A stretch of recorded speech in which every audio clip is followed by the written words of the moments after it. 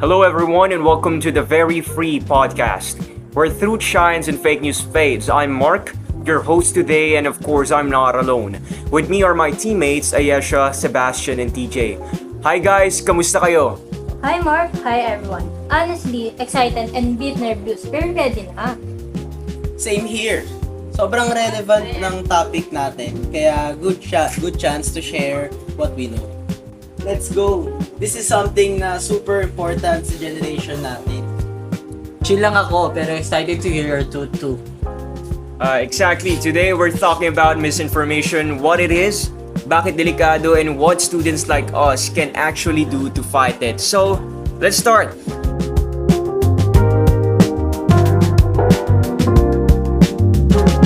Okay, first question. What do we mean when we say misinformation? Sebastian, ikaw muna. Misinformation is false or misleading information.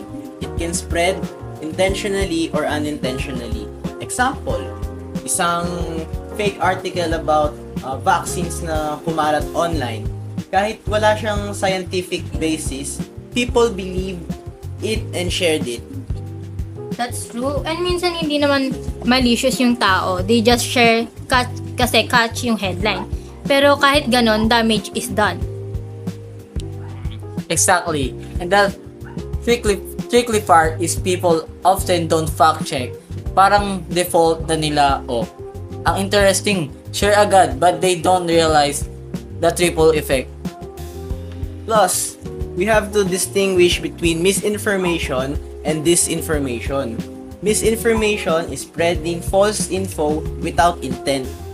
Pero disinformation is spreading it on purpose to mislead or to manipulate people.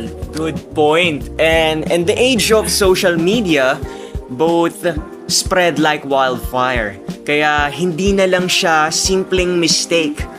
It becomes a serious issue. So now, let's talk about why misinformation matters. Why is it such a huge deal? Sebastian? For me, it shapes the way people think and act. If the info is wrong, the opinion formed is also wrong. Imagine during elections, kung puro fake news ang nababasa ng tao, it can change how they vote. Yes, same with health. Remember nung pandemic, ang daming kumalat na fake cures or myths about vaccines. And result, some people refuse treatment kasi they believe in false information. And don't forget trust. Minsan, kapag naloka ng isang fake post, you start doubting everything. Nawawala ang tiwala sa media, sa government, even sa mga kaibigan mo na nag-share ng content. Exactly. And the effect on the mental health is real. Fake disaster news, celebrity deaths na hindi naman totoo. Nakaka-stress yan, lalo na kung paulit-ulit mong nakikita. And the worst part, it spreads so fast. Fake news can reach thousands in just minutes. Pero yung fact check, minsan, hindi nag-viral yan. So, the damage is already there. Totoo yan. And sometimes people remember the fake story more than the correction.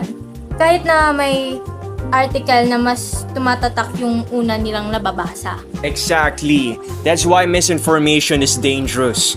It shapes wrong decisions, break trust. It also affects our mental health, and it spreads faster than the truth. Now, let's make this practical. What are some tips we can share to help people spot fake news?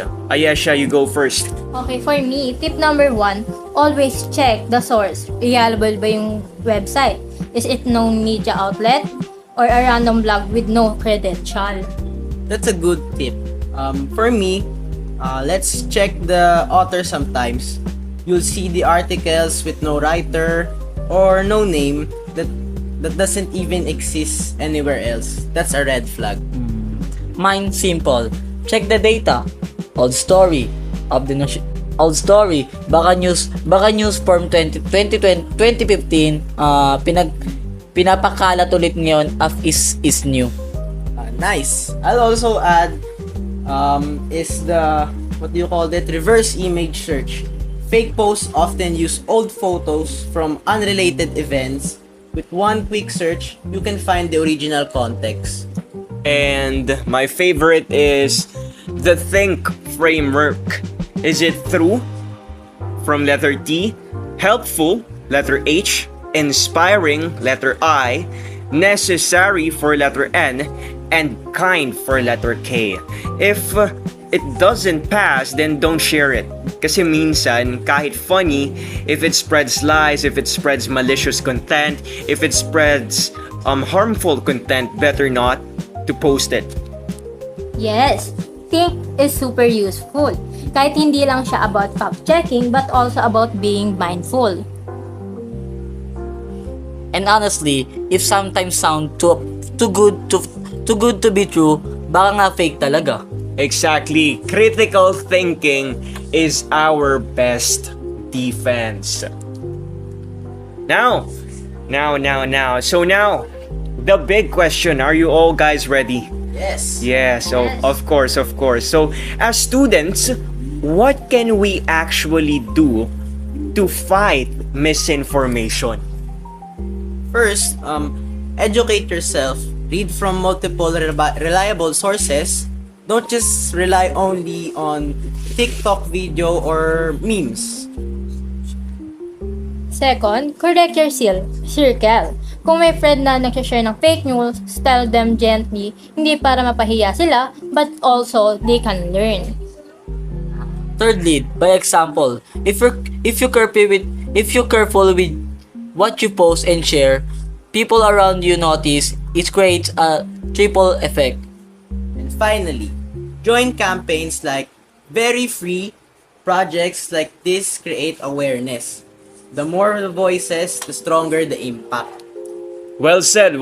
Students have a big role in promoting truth and responsible digital citizenship.